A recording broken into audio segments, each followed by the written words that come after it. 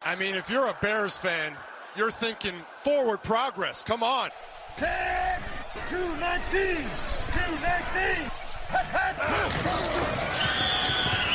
Forward Progress, a Chicago Bears podcast with Dan Bernstein and Matt Abaticola on 312 Sports. We provide you with Forward Progress. We award you Forward Progress on this show on 312 Sports, a Chicago Bears podcast. And this time of year becomes a Chicago Bears and NFL podcast. And I was starting to read what's going on at the Senior Bowl. Like, this is that time of year. And we have these well-worn instincts as Bears fans and observers where, Senior Bowl, who could help restore the Bears to some kind of quality?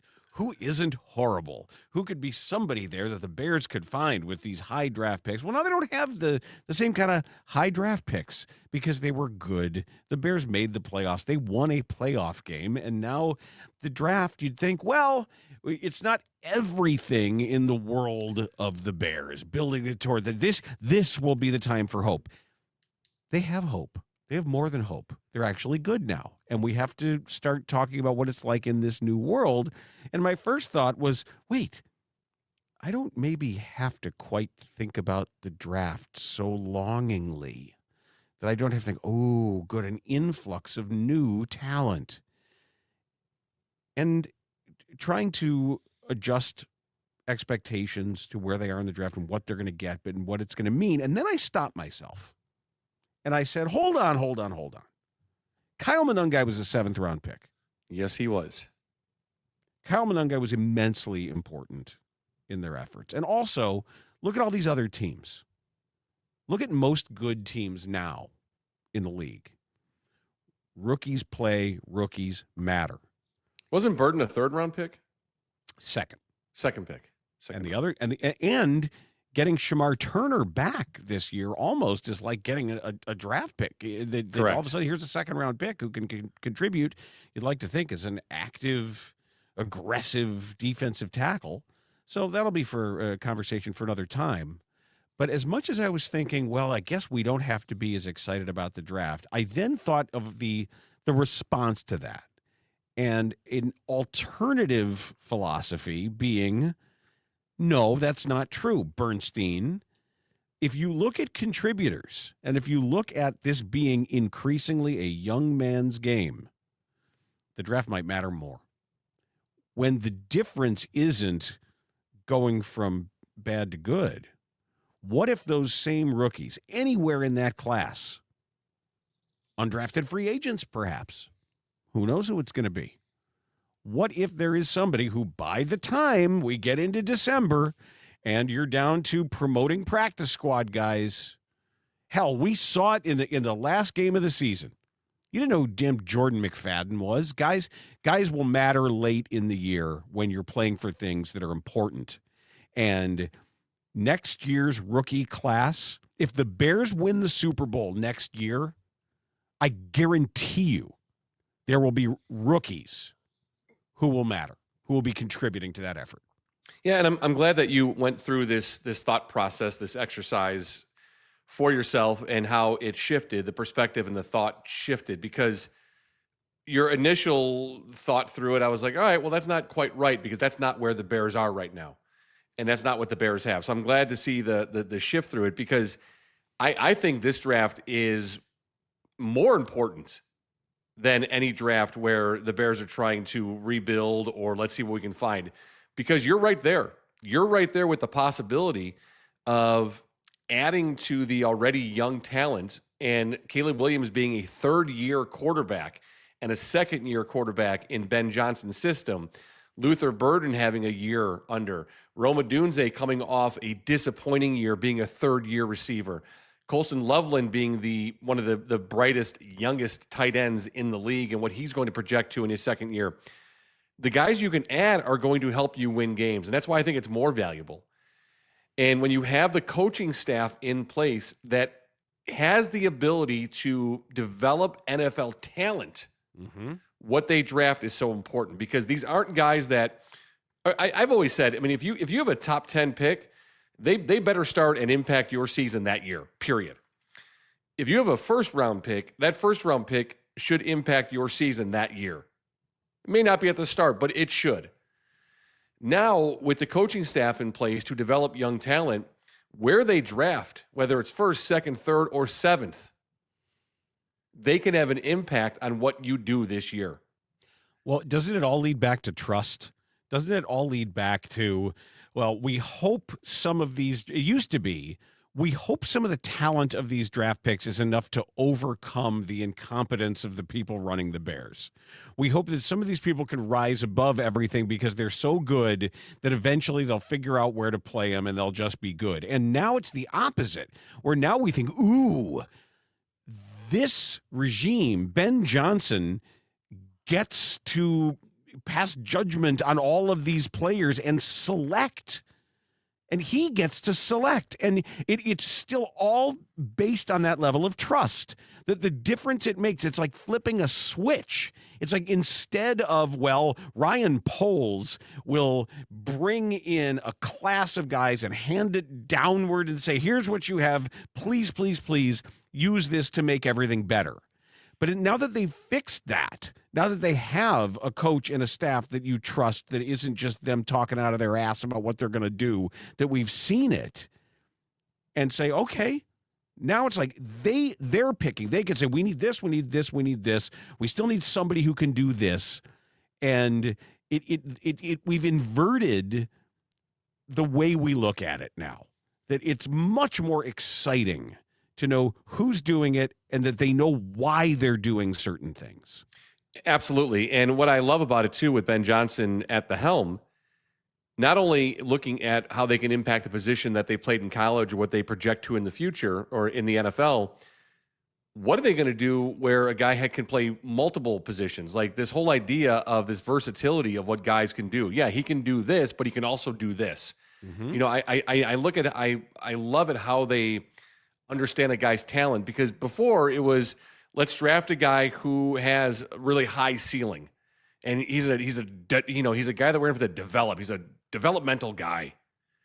No, they have the ability now to draft guys to impact the 2026 season that still obviously have projections to grow, and will get coached up and grow. That's always the balance. That right. There are certain picks, and it may just be that when they're on the board for a 4th round pick, that they have that internal debate. But now I trust them, though. That's the difference. And maybe they'll and I also trust that they'll tell us, that they would say that was a traits pick, that we couldn't pass up that collection of traits, and he might not be a contributor now, but maybe see. And then when they say we'll be playing our best football in December, that has to do with development. Right. That has to do with them believing that somebody like Colston Loveland is going to take time to figure it out at a very difficult position at which to be good as a rookie.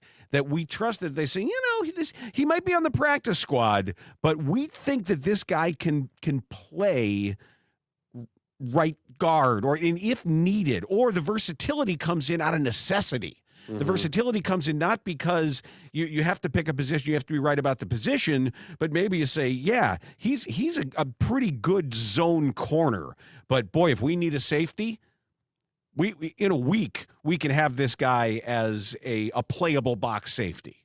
Right, because they talked about that, and you heard several players as well as Dennis Allen talk about the versatility of using guys in training camp at different positions, and that guys got looks at different places around the field just to see what a fit was like, just to see what they could do, just to see that if there was a necessity, a guy could move here and we could trust him in our scheme to be successful. Right, and all teams should be doing all of these things all the time. I mean, really, none of this is specific to any team at any given point. It's in a perfect world.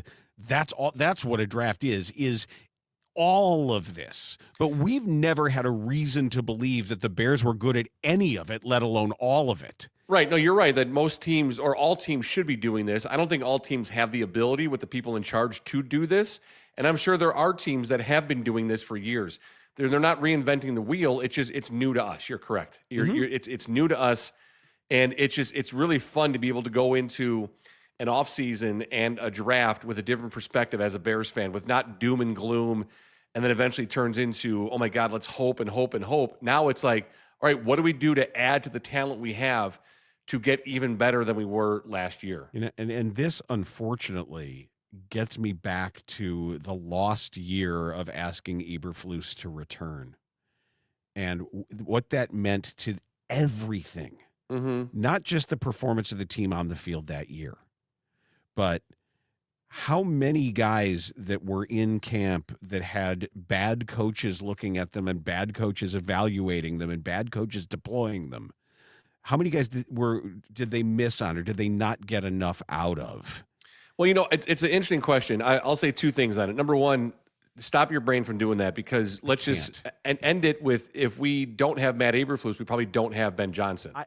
That's number one. Number two, it's a really interesting question, and it's one that I actually want to dive into, for another show, because I can't think of guys off the top of my head on the roster that were no longer there that have gone on to be successful somewhere else. And I think it'd be a fun exercise to look at and see if there was a guy that played under Eberflus for a year or two and then went somewhere this year and kind of was like, oh, I didn't know that guy could be that or do that. Right. So I'll do that. That would be interesting to see. We know that he took with him Jack Sanborn. He took Reddy Stewart, Reddy Stewart ended up somewhere else. But the one that I like, clearly Eberflus saw some of himself in Jack Sanborn, right? Overachieving, try hard, slow linebacker. I'm fine with that. That's okay. Yeah. The Bears weren't good enough to have somebody better than Jack Sanborn playing for him, and that's why he went from Mastroli Award-winning preseason performer into folk hero strong side linebacker in a league that doesn't use strong side linebackers anymore. Right, and Mastroli too, my favorite dish at Olive Garden. Oh, but I think now it's an endless bowl of Mastroli. Yes, now they do the Parmesan Mastroli. It's just when you bring your Uncle Vito, who's coming from the old country, and you bring I have another Bears question that I wanted to ask today, because this came up when you and I were texting. And do people remember the show BJ and the Bear enough to make it worthwhile to make a reference to Ben Johnson as BJ and the Bears? I think I certainly remember it, and I think people of our age and older certainly would remember it. Yes. Do you know how many times I've actually seen it? None. I've Correct. seen it 0 times. But I remember it was Greg Evigan, and the only reason I remember it was Greg Evigan was from his appearances on game shows. Oh, it's Greg Evigan of BJ and the Bear fame, and Bear was a chimp, right? Yeah, I can't remember if I ever did. It was with my dad or my brothers, but I can't recall if I've ever seen it either. But very familiar with it. Yes. From what I know about your brothers, their taste was probably too good to run to trash like BJ and the Bear.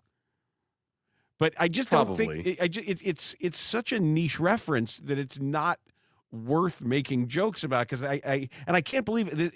I only thought of it recently, because people don't really refer to Ben Johnson as BJ, but BJ and the Bears. But here's the unfortunate thing, though. He was a truck driver, right? He was a truck driver, but we internally and our studio in communication, we refer to Ben Johnson as BJ all the time. We've been doing it all year long. I know. And the fact that we didn't come up with it sooner is disappointing. It is, but it's still probably the value of knowing it. It's not like anybody beat us to it. No, but here's what's disappointing, though, because that's a missed thumbnail opportunity for YouTube. A picture of Johnson and Caleb Williams, BJ and the Bear, would have been the headline. Yeah, but I don't like the imagery. That would be kind of Oh, please. No. Okay. No. Yeah, it was Greg Evigan, Claude Akins, Judy Landers. That's too offensive for our audience, Matthew. BJ, I don't want to do that. It was Billy Joe B.J. McKay, a professional freelance itinerant trucker who travels the country's highways in a red and white semi-truck with his pet chimpanzee. Bear was named after Bear Bryant. And he wore a hat, too. Yeah, they had him in the hat. Yeah. Huh? All right. The episodes deal with BJ uncovering or getting mixed up with crime in the area through which he's traveling. A local resident, usually a young, beautiful woman, appealing to him for help. Oh yeah, I Right. remember that Mills Watson was the sheriff. Claude Akins was the sheriff. It was And Sheriff. Mills was his deputy. It was Sheriff Lobo. Oh, that's right, Lobo. Okay. Yeah, I never saw it, and I don't really think I missed much. But that was just on my mind as something. Did we miss BJ and the Bear possibilities there? There's your guy now. Let me see. What guy? Greg Evigan? Yeah. He's 72. That's getting a whole hell of a lot better. You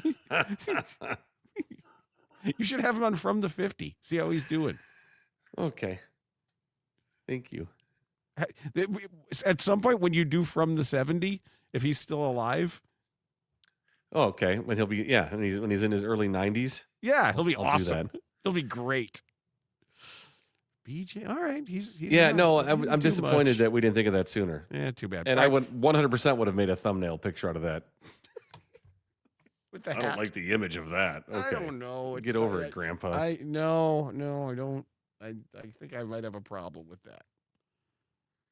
Well, anyway, it feels good though going into this draft and the different perspective and the whole offseason. Yeah. I still hold to the. I mean, have you switched your position at all on what what? the most important position is going into this offseason, whether No, it's draft or edge. free agency? Edge. It's Edge. not. It's not left tackle. Oh,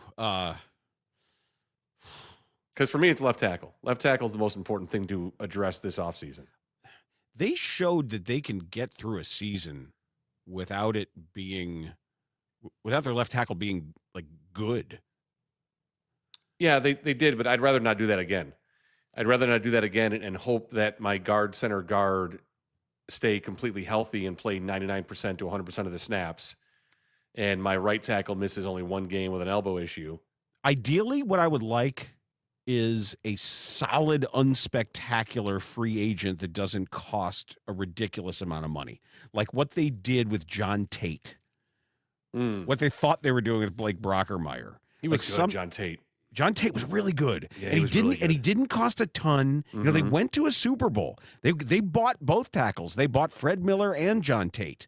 But that What'd seems you say, to be what's a Fred?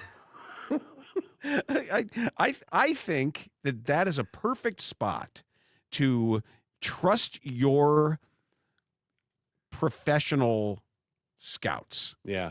You're the actual people in your pro scouting department who look at guys on other teams who can find like an above average, above replacement level pro veteran guy who can handle left tackle. Yeah, and And I'm fine. I'm fine with free agency. I'm not demanding a draft or a first round pick, but it just for me then 1A, 1B would be left tackle, and then that edge guy. That's 1A and 1B.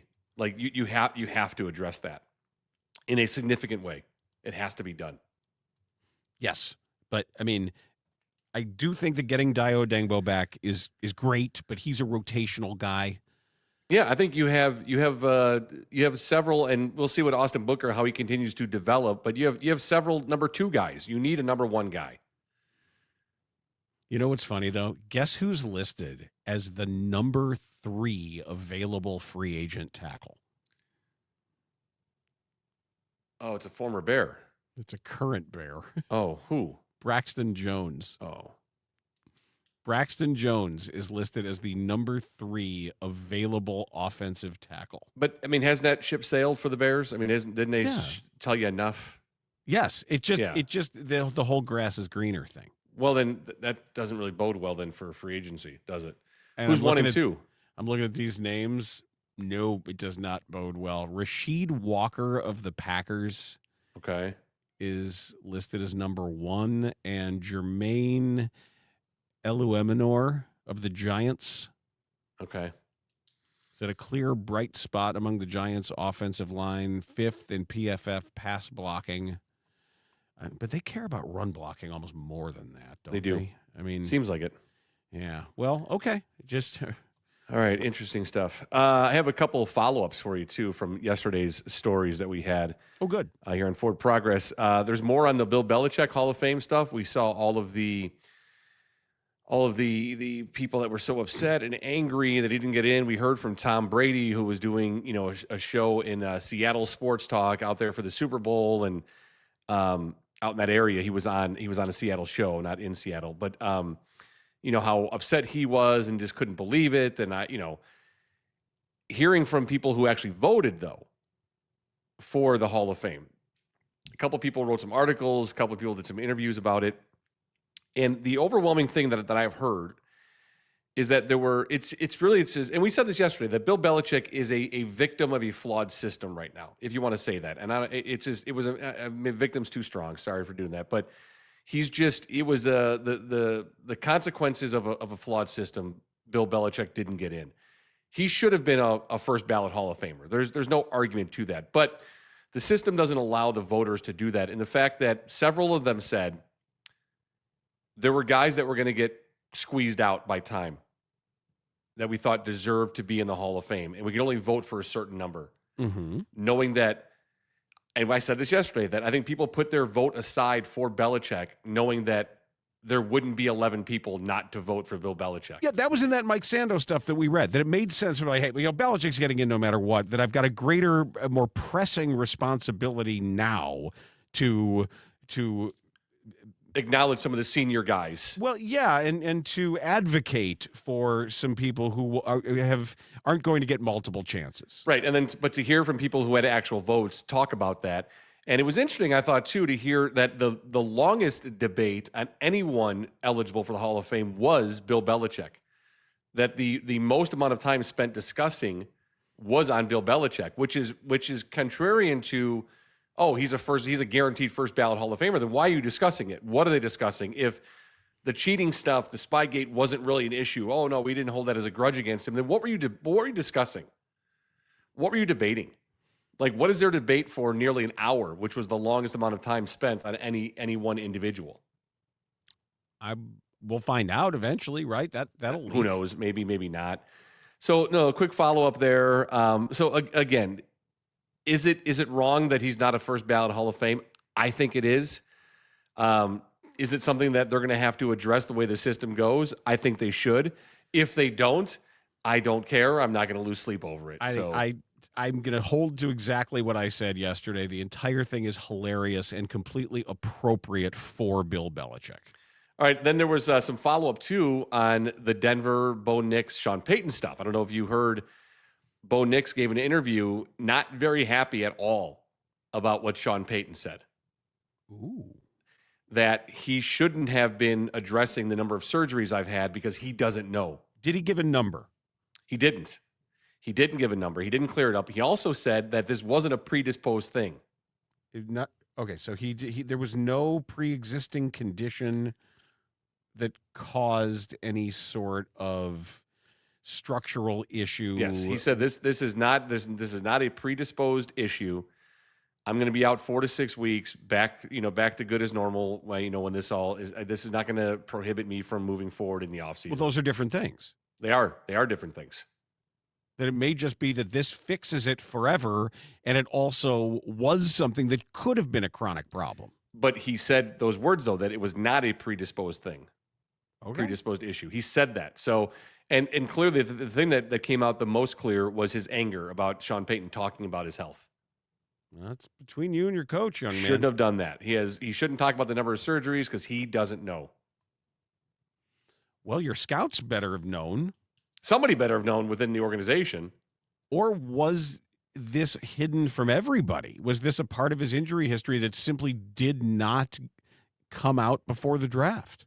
I mean, it's interesting, and I'm sure the Denver people are on it to get more information on it, because it's interesting to hear the head coach say, oh, he's had multiple surgeries. He's had a few surgeries, I should say, a few surgeries going back to high school.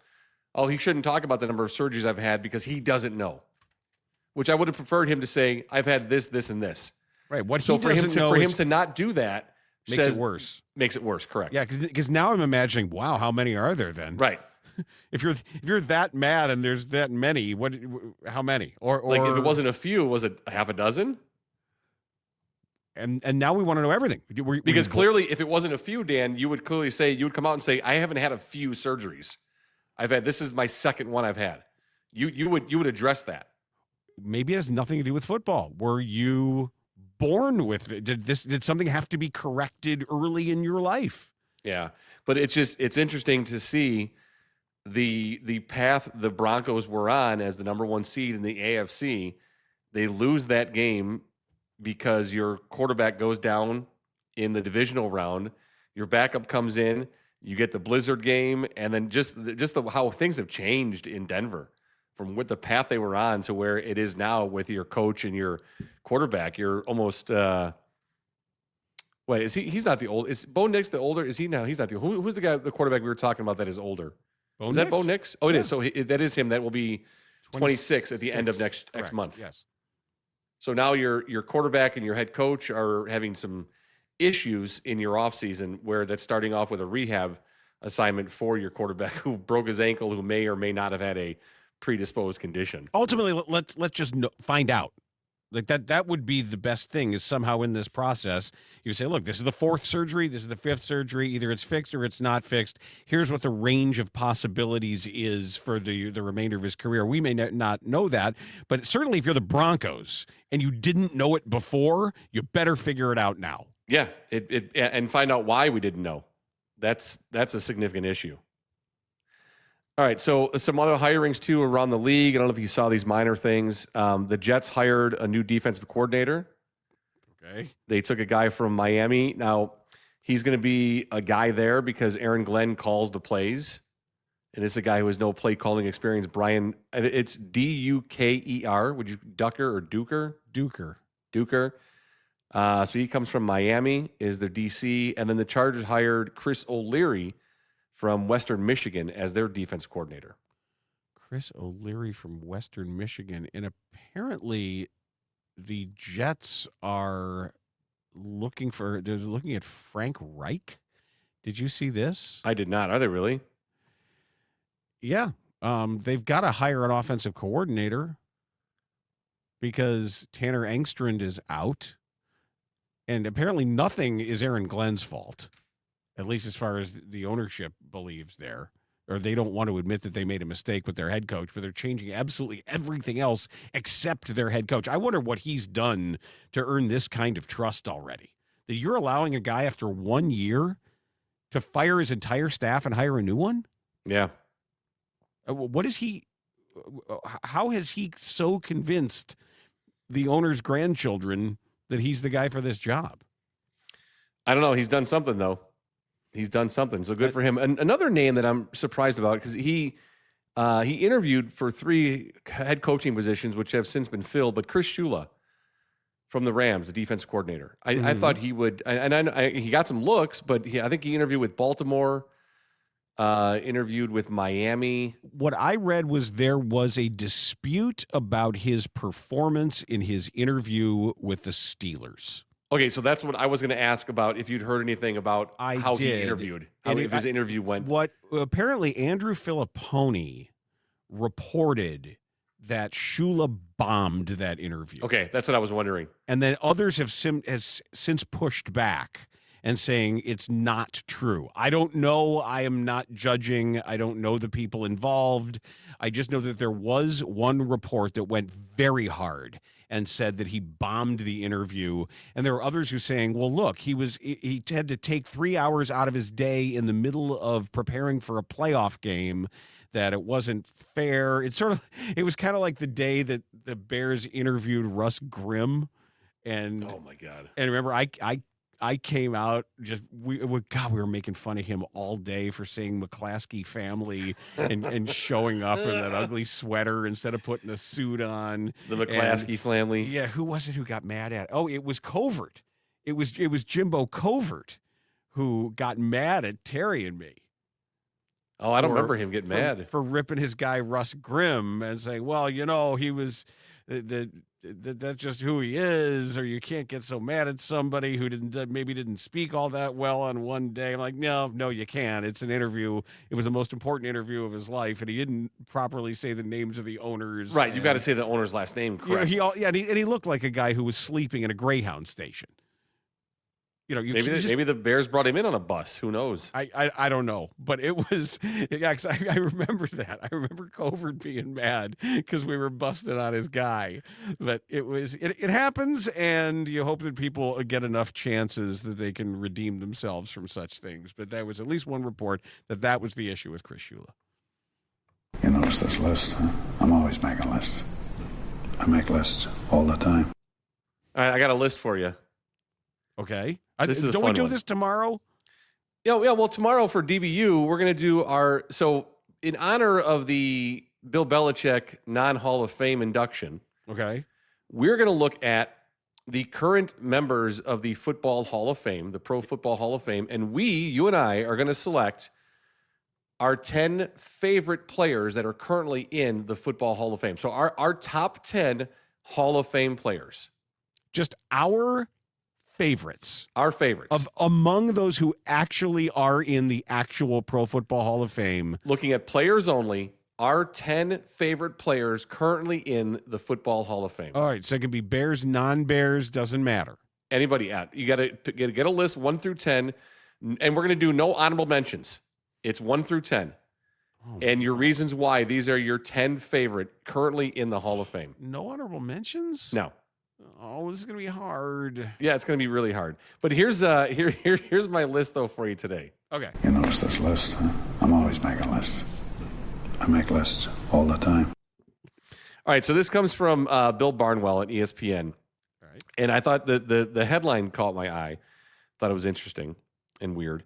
NFL offseason ranking every head coaching hire since 2021.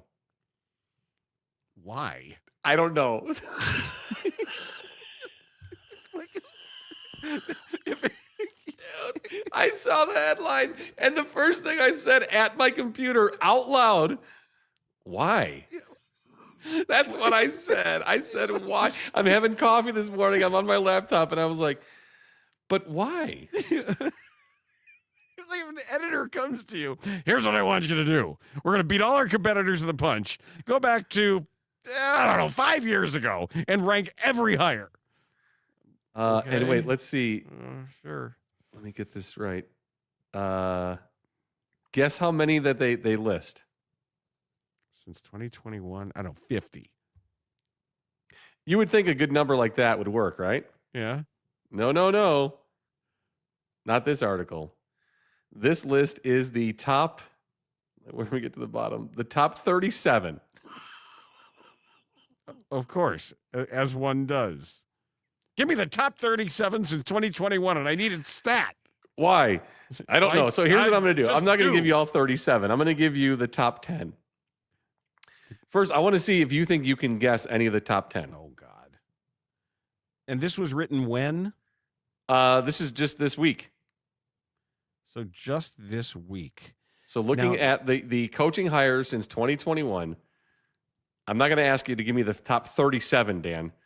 Just take guesses at the top 10. That's what makes it hard. And it's also, there could be some incompletes on there. There could be some people who are like guys like Ben Johnson or Mike Vrabel. You know, you could already make a case that Vrabel should be on there. Maybe he is. I'm going to say Vrabel. Okay, Mike Vrabel is on the list at number. He is in the top 10. Mike Vrabel is number 4. Okay. All right. I'm going to say Ben Johnson then. Ben Johnson also in the top 10 at number 8. Okay. How about Nick Sirianni? Nick Sirianni also on the list, Dan. And Nick Sirianni is number, let me just scroll back down, number 2. Nick Sirianni, number 2. You're doing good. For head coaching hires. I believe you could probably say Matt LaFleur should be on there. Matt LaFleur is not in the top 10. He's not? Okay. Okay, how about Dan Campbell? Dan Campbell is number 1. All right. Wow, even with last year considered, Dan Campbell is number 1. Dan Campbell. Okay. Who else would be there? But this is just, did he give a rubric? No. If he did, I didn't read it because I couldn't understand why they wanted to do it. Well, so you couldn't understand why they did it? Yeah, like why would you do that? And then why make it 37? I don't know. All right, let me see if you want to ask the question. Jeez, let's see. Look at you looking at details. I'm just trying to think about some others. Is Sean Payton on the list? He is on the list. Sean Payton is in the top 10, and you're doing really good. I'm surprised you're doing so well. Sean Payton's number 6. How about D'Amico Ryans? D'Amico Ryans number 5. Look at you. Are you looking at the article? No, Since we're not swear to together. That would be great if you're just scrolling through. No, I'm not.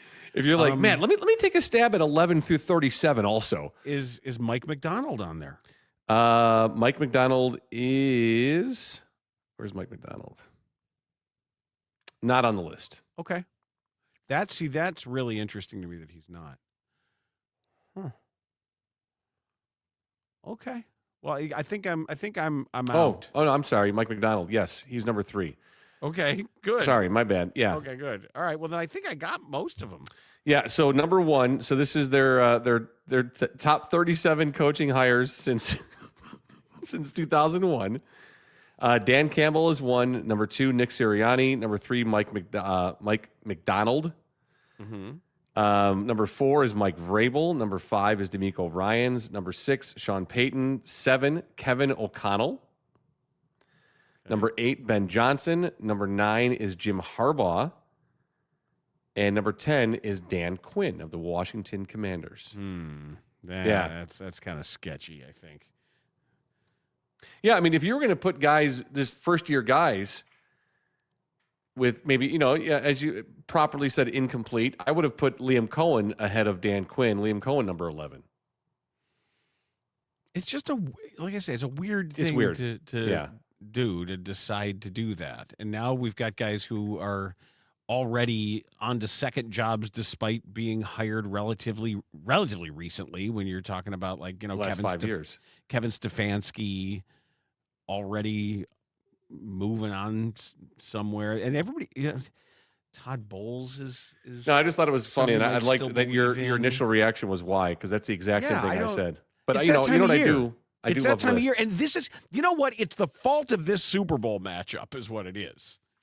I knew it. I knew this would be another knock-on effect here, an additive effect of when having all the weird stuff starts. The weird stuff will be weirder when the Super Bowl is mid.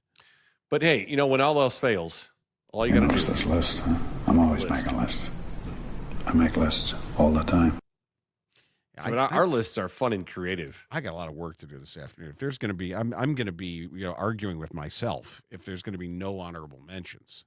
Yeah, let's just keep it top 10. All right, top 10 then. and the reason why. Okay, but it is our favorites. Our favorites, current players in the Hall of Fame. Our favorite Hall of Fame players, and not why. Current players. I mean, not currently alive. It could be dead guys too. No, right? yeah, no, just got okay. Excuse that. Just members of the Hall of Fame. Our top 10 favorite players of the Hall of Fame. Okay. Yes, and we'll do that tomorrow. We do that every Friday on Dan Bernstein Unfiltered here on 312 Sports. That's also coincides with Friday Feedback Friday, where we take your voice messages, emails, messages into the 312 Sports app, and we take the favorites, and Dan harvests through all of the communications and picks his favorites out. Yeah, there's going to be a lot of Terry memories. Yeah. Oh, rightfully so. A lot. And because I've been archiving them, because I'm going to curate all of them for when we have a private event. I want to really make sure everybody's represented there. So maybe that'll be kind of a sneak preview. That maybe this will be an opportunity for me to just pluck some of the little memories and little notes and things that made me smile and things that brought a tear to my eye. So I think you should curate those into a book and maybe put that book on your head when you share those stories. Ooh, then I get double protection. Yes. I like it. Yeah, so in case the ceiling collapses or a storm comes bursting through, you'll be protected. Well, maybe I can put a copy in every room just in case. It'll be like the way that they make sure you have enough flotation devices in a boat. In a boat? In a boat, the Coast Guard comes up and just checks you over, gives you the up down. Make sure that you have enough. The Coast Guard. All right, we'll do that tomorrow on Dan Bernstein Unfiltered. Make sure that you go to both YouTube channels, Forward Progress and 312 Sports for Dan Bernstein Unfiltered. You subscribe both to those shows, as well as click the little bell icon. That's how you get the notifications. But the easiest thing for you to do with the least amount of work and mental preparation for it, get the 312 Sports app, Apple App Store, Google Play.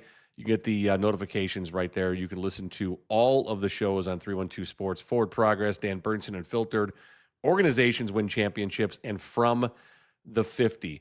Next week, the From the 50 episode, I spoke to Lynn Jones, who was the reporter down in Jacksonville that was in part of the media huddle that gave that word of encouragement to Liam Cohen after the loss to the Buffalo Bills. So I had a fun conversation with Lynn Jones. I'll drop that next week on From the 50. Every Monday they drop.